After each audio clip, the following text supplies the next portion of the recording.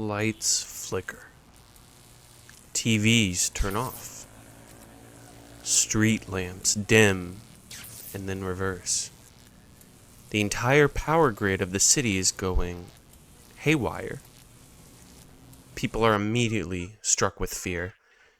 It has been just a month since Nolan and Conquest attempted their attack on Earth. Citizens are on edge and anticipate another one any day now. Especially Cecil, who gives his full attention to the issue with the power grid. Could this be a new villain in town, or possibly some sort of Viltrumite anomaly? He tracks the surge coming from an abandoned warehouse near the docks. Cecil scrambles the Guardians, but it will take some time for them to get there. He begins to evacuate the surrounding area, preparing for something horrible to happen. The poor man has barely slept since Nolan and a man he's known for decades attempted to take Earth twice and basically proved that there are many more like him out there. Cecil anxiously watches as the Guardians finally make it to the warehouse. It's the middle of the night and the power grid issues have blown out every light around. The team rips open the warehouse doors just in time to see final seconds of an operation of a massive machine and the Mauler twins standing beside it. The Guardians race towards the Maulers, but as they begin to attack, the machine stops, and the man sitting in the center of it steps down and yells at them to stop. The man is exhausted and in disarray after sitting in the machine, but he's recovering quickly and better than ever. The Guardians and the Maulers stand idly as the man comes to his feet. He looks in front of him and says, "Oh, Guardians of the Globe. We should talk. My name is Angstrom Levy." The Guardians bring Angstrom to the GDA. There, Angstrom and Cecil have been speaking to great lengths over the past few days. Cecil remains cautious around his new friend, but understands that he could be a valuable asset to Earth. Angstrom possesses the ability to access an infinite amount of dimensions, physically with the use of his portals, and mentally with the merging of minds of his other selves. Cecil is concerned about one thing and one thing only when it comes to Angstrom. Can you help us against the Viltrumites? Angstrom continues to state that his only goal is to create a better world, so if that means assisting against the Viltrumites, then so be it. Angstrom is a thinker, not a fighter, so his assistants will have to get creative. He does now, though, have an extreme hatred for the Viltrumites because he has gained the thoughts and feelings of the other versions of him that were victims of the Viltrum Empire. He informs Cecil that in every other universe, Omni-Man's son, who he comes to know as Mark, becomes a Viltrumite as well and helps his dad conquer Earth. He unfortunately has no knowledge of the Viltrum Empire because no other version of him makes it long enough to see the Empire. Angstrom does inform Cecil of a version of Earth that was particularly stubborn in its resistance to Invincible and Omni-Man. Angstrom says that they had a weapon that was wildly effective. Though they still fell to the father-son duo, they lasted longer than most. Angstrom went off to this universe in order to discover what this weapon was. Cecil has been stressed and on guard for a while now. Alan left a few weeks ago to go help other planets, but promised he'd be back to check on things and would keep an eye on Earth in case of another attack. Cecil was proud of his Guardians and knew they were getting stronger and better every day, but without Alan and without Hail Mary, they were still helpless against even one Viltrumite. Every day, he used his position to search the Earth for other effective countermeasures to the Viltrumites, and every day he came up with nothing. One thing did catch his eye, though. A college campus not far from Chicago that has been the victim of several missing students and attacks by, quote, unnatural assailants. A deeper look revealed the Reaniman from the original story. former students turned into cybernetic monsters who possessed massive amounts of strength, speed, and durability. Cecil dispatched a team of his agents and threw a couple guardians in for good measure to go investigate and come back with results. Meanwhile, deep in space was the Viltrumite flagship. The Empire was in uproar. Conquest was presumed dead. Nolan was labeled a coward and a traitor. He was now an enemy of the Viltrum Empire and would be eliminated as soon as possible. Well, their plan was simple. Find and kill Nolan, conquer Earth with extreme aggression, and continue their expansion. Several Viltrumites were dispatched in search of Nolan. The Viltrumites weren't the only ones looking for a fight. Within one of their own prisons sat a being unlike any other. Who's that Pokemon? A being of immense strength and violence. A being so skilled and powerful that only a Viltrumite could hope to beat him. A being so bored of his own strength that he allowed himself to be captured in hopes of finding and fighting a Viltrumite. You guys were asking about him quite a bit in part 1, and now he's here. Battle Beast. So, a lot of people are looking for Nolan, so where is Nolan? Drifting through space. Aimlessly. I'd imagine that he's in a similar state of mind to the beginning of Season 2. It took him longer to get to this point, but he's here now, that's all really that matters. Nolan feels lost and confused. He misses Mark, he misses his wife. He's wanted by no one. He knows that by now the Empire has heard of his treason and is hunting him down. He doesn't even care anymore. He doesn't even care if he dies, if by the hands of fellow Viltrumites or by the hostile nature of space. He's never felt this way in his very, very long life.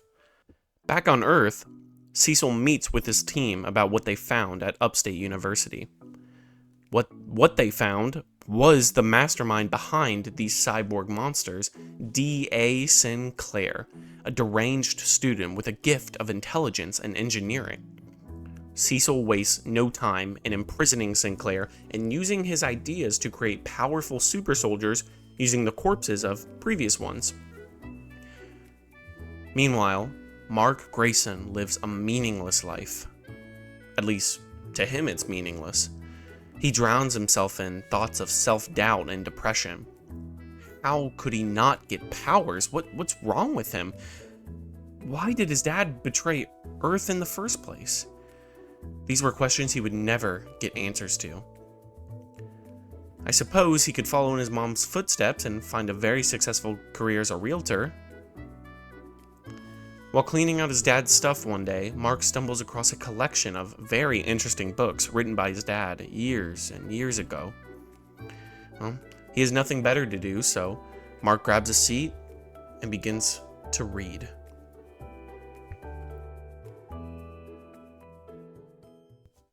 Earth has a visitor. Our hero, Alan the alien. He's come back to check on Earth as he promised. Alan meets with Cecil and is happy to find Earth doing very well. The Guardians are disciplined and strong, and Cecil introduces Alan to Earth's newest line of defense, the Reanimin. Hundreds and hundreds of dead cybernetic soldiers stand at the ready inside of the GDA. Alan is a little creeped out by it, but still glad to hear that Earth is standing ready. Cecil shows him one more thing though, a weapon. Angstrom comes out to meet both of them, and in his hands is the weapon that he had left to find in another dimension. It was a large rifle-shaped device that had a large trigger on it. When fired, the weapon did not produce bullets or lasers, but something better. An intense beam of sound that could almost completely incapacitate a Viltrumite. Alan was excited about this news and then spoke to Cecil about how the Viltrumites have never lost a planet before. He said they'd surely be back in even greater numbers with overwhelming strength. Cecil stopped for a second and thought very hard. He came to the conclusion that No matter what weapons Angstrom could find, no matter how strong the Guardians got, or even how powerful Alan was, it wouldn't matter. Eventually, there would simply be too many Viltrumites. They would be too strong, too fast, too overpowering. Cecil then addressed Angstrom and Alan and stated very clearly, "The next time the Viltrumites come to Earth will be the last time. We won't be able to stop them a third time in a row. Without that kaiju, just 3 Viltrumites would be enough at this point. We won't be able to defend against them again, so that leaves us with one option. Attack. Alan, take me to your leader." Okay, maybe he wouldn't say it as corny as that, but you guys get the point. Meanwhile, we have finally found Noland. He's standing at the edge of a black hole, debating on whether or not to let it into his life. I figure since the timing of things is different now than the original story, Noland does not meet the Thraxans. That's the ship that he saves, and it's likely already destroyed at this point, because I think he's a little late. Noland has been flying through space for months now, and is exhausted and broken. Just then, out of the corner of his eye, a figure blitzes towards him and hits him in the chest. 2 more figures blitz from behind and hit him again. Noland regains himself. In front of him are 3 Viltrumites, Thula, Lucan, and Vidor. They tell Noland that he's an enemy of the Empire and will be captured and executed. The 3 of them stood ready for an intense fight, but to their surprise and, frankly, disgust, Noland surrenders without a fight. He has no energy or desire to fight anymore. He accepts his reality and allows himself to be beaten and captured by the Viltrumites. Cecil prepares the GDA for his absence. He's preparing to board a ship with Alan, who will take him to Thetis, the leader of the coalition of planets. Joining them is the Immortal, who gives a touching goodbye to Duplicate, his girlfriend. He tells her that he may be gone for quite some time, but that he must do this as the strongest guardian and the ancient protector of Earth. Cecil instructs the rest of the Guardians to stay and defend the Earth while he's gone. He places Donald in charge of the GDA and invites Angstrom to come along, but Angstrom wants to stay on Earth, as helping the planet with its domestic issues was his initial mission all along.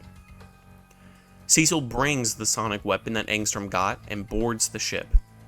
He gives one last nod to Donald, and then he takes his seat along with Alan and Immortal.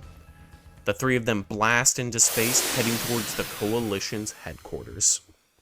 Cecil, Alan, and Immortal reach the headquarters. It's Cecil's and Immortal's first time off-world, but they still attempt to deliver a calm persona. Alan leads them to the council room, where Thetis awaits to hear from Alan and his new friends. Alan introduces Cecil and allows Cecil to step forward and speak to Thetis. Cecil speaks very candidly.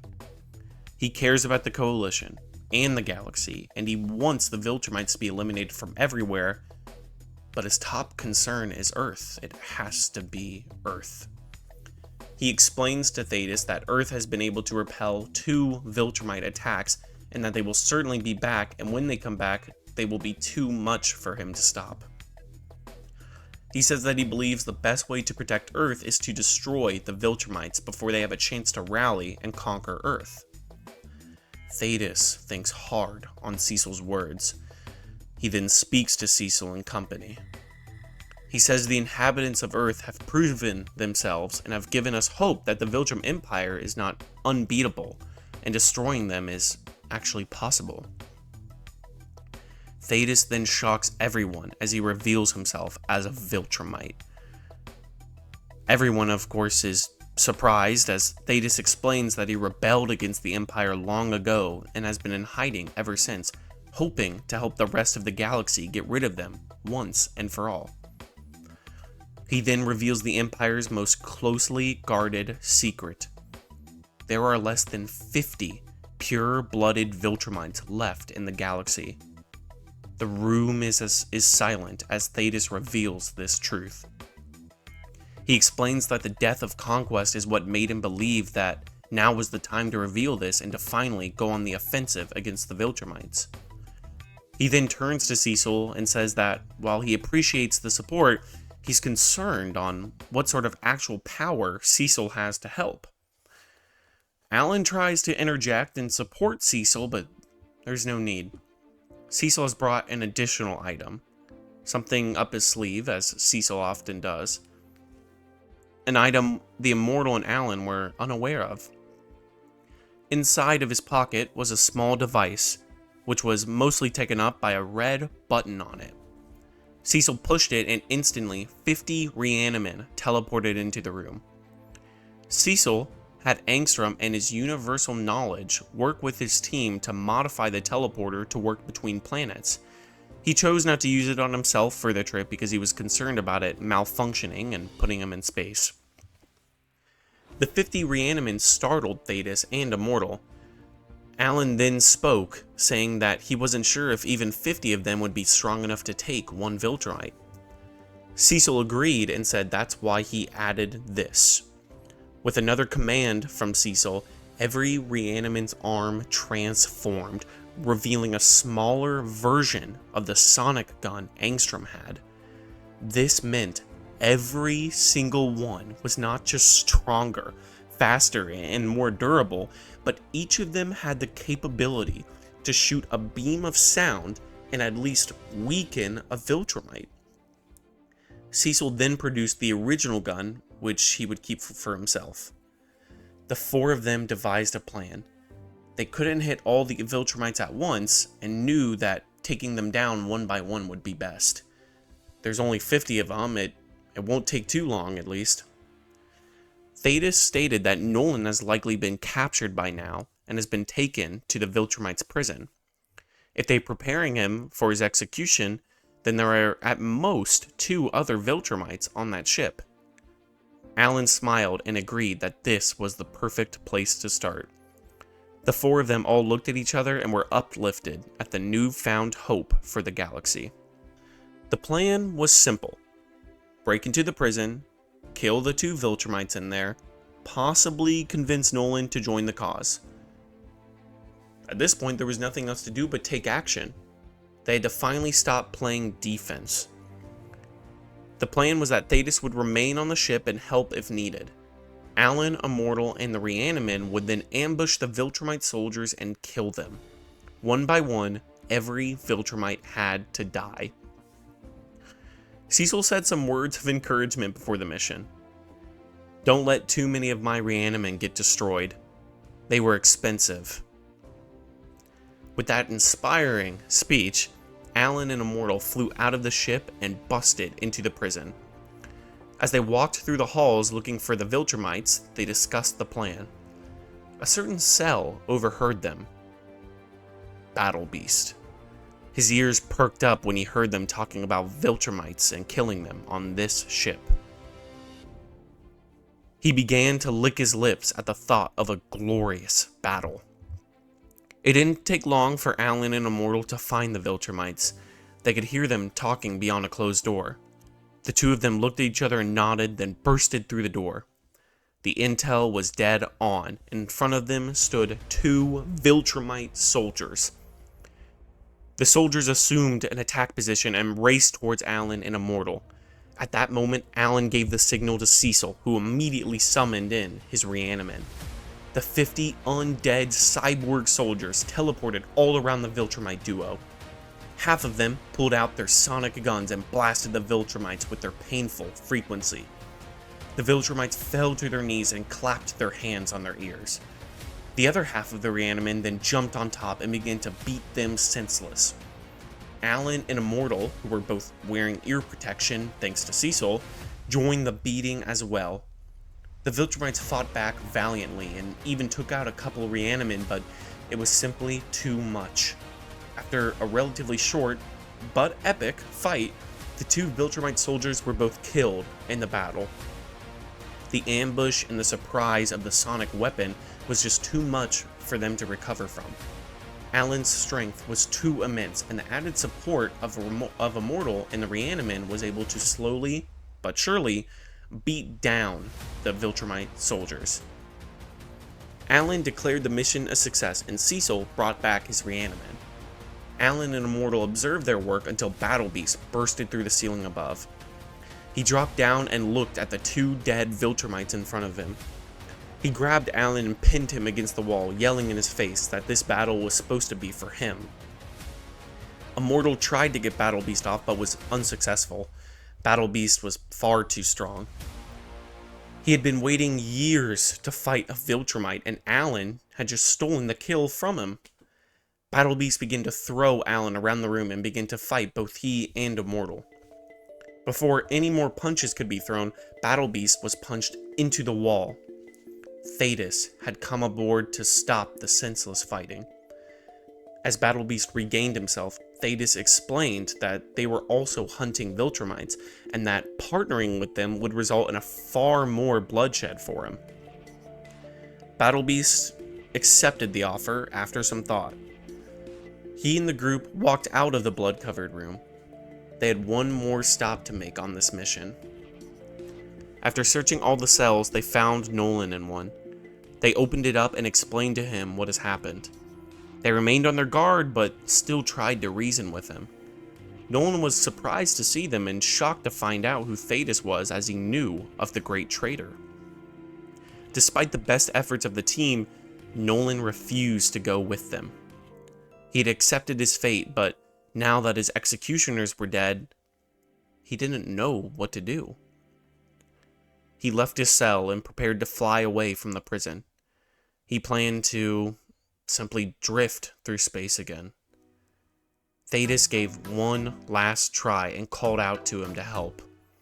Nolan, who looked depressed and empty, looked towards them and said one thing: "Go read my books. That's all the help I'll give. This is no longer my war." The team looked confused and watched as Nolan flew away from the prison. Despite not getting Nolan, the mission was still a success. 2 Viltrumites dead, a new ally, and some cryptic information. The team regrouped on the ship, and Thetis stated that the Empire will soon learn of what has happened here. They leave and discuss what their next move should be. Cecil decides he needs to go back to Earth and investigate what Nolan said about his books. The team decides to split up, as Alan and Battle Beast take a smaller escape ship and head towards some planets that Alan knows of, which are currently being infiltrated by a Viltrumite, the same way Nolan did. Alan also knows that Battle Beast needs to be brought to a fight soon before he turns on him. Thetis, Cecil, and Immortal take the other ship back to Earth, and they discuss further plans. Cecil knows he cannot take his foot off the gas, and that continuing the meticulous assault on the Viltrumites is the best way to protect Earth. The 3 of them arrive to Earth and land at the GDA headquarters. Cecil is worried that everything has fallen apart in his absence, but quite the opposite. Angstrom has reshaped the lives of millions of people.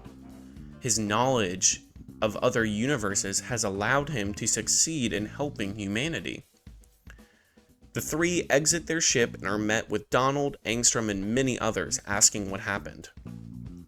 Cecil says that he will debrief them later and that they need to find Mark and Debbie immediately. Cecil and Donald head to the Grayson house and are met at the door with Debbie and Mark in the back. Cecil explains that he needs Nolan's books and that he will talk about it more with them later. He's too late.